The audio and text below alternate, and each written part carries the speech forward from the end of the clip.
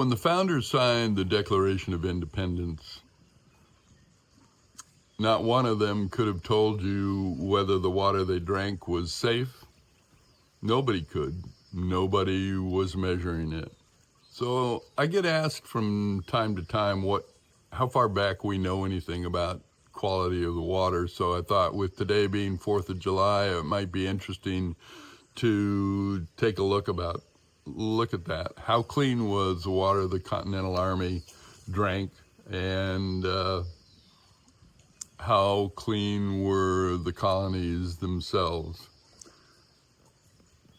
And the honest answer is kind of a strange one.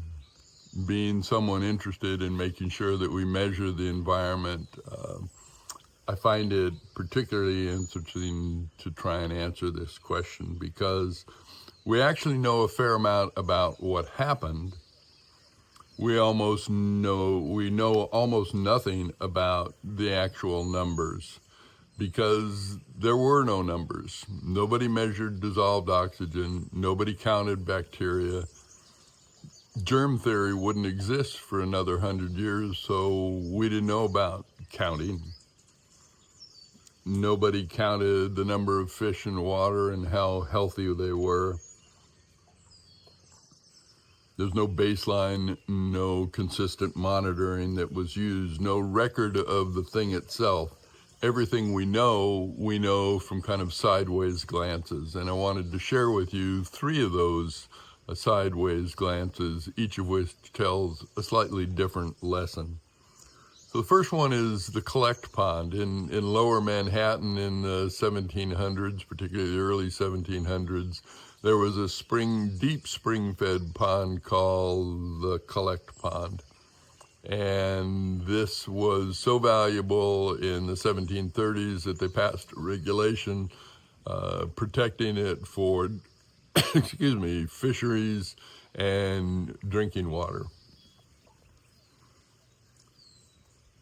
But then in the 1740s, an interesting decision was made. They moved the filthiest work that they had to the shores of the collect pond.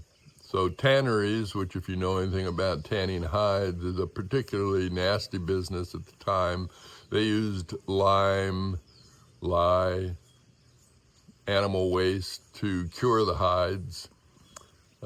And all of that waste was then allowed to run into the collect pond.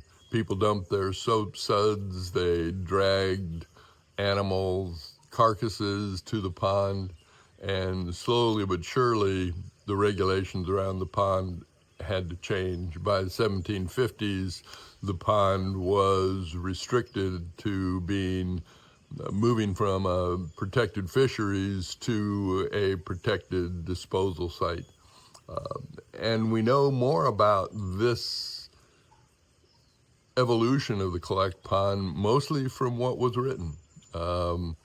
It was written in regulations, and then people complained about what they couldn't do when they restricted, finally, dumping of washing suds into the pond in favor of the tannery waste.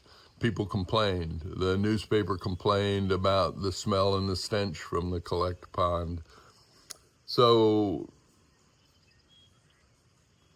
what we really did was take a valued resource, turn it into a common disposal, and then people complained.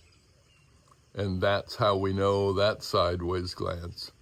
The second sideways glance I want to talk a little bit about was the clearest signal we have on colonial water comes from the Continental Army. In 1778, the winter of Valley Forge, we know that we lost somewhere between 1,700 and 2,000 soldiers, not from fighting, not from injuries sustained via fighting, but from dysentery, camp fever. And those records were kept well, and we know that at the time there was no structure to how camps were set up. Cooking facilities were intermingled with where people lived, with where waste was disposed. In fact, official latrines didn't exist. Men relieved themselves wherever they could. And of course, as they got sicker and sicker, that was pretty much everywhere. And so again, we know what was going on. We couldn't measure it, but we could count the deaths and the dying at the time. The third sideways glance, again, comes from the Continental Army at Valley Forge. Baron von Steuben, a German, came over to help the colonists in their revolution against Great Britain. And he was appalled by what he found at the camp at Valley Forge. No discipline. And so he set about creating discipline out of that order. He required that cooking facilities be up the upper end of the camp. They started using latrines and built those at the bottom end of the camp, so water would run downhill to a waste area away from where people lived. The camps themselves, the tents, all became ordered, and this proved so effective in slowing down camp fever that it was written into regulation that followed soldiers in the army from there on out.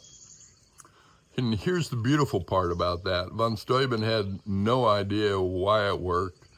As a German, he believed that filth and disorder were what caused sickness. So if you had discipline and maintained order, sickness would not prevail. He didn't know anything about germ theory, so he did the right things, basically for the wrong reasons, but it had the effect that he wanted it to have. They did it after that in the same way every time. They had a checklist, and it maps pretty specifically with how you would go about preventing diseases like this from spreading. So in the end, he was right for reasons he really couldn't have explained to you.